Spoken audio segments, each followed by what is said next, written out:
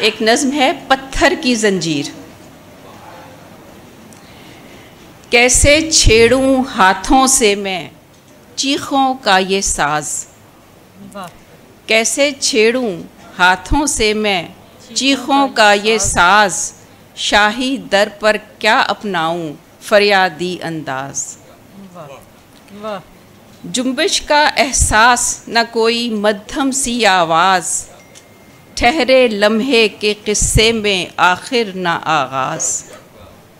शोरश गर आगाज़ करे तो मुनसिफ करे सवाल, शोरश गर आगाज़ करे तो मुनसिफ करे सवाल, पूछे तो मैं खोलूं सारे जालिम शब के राज।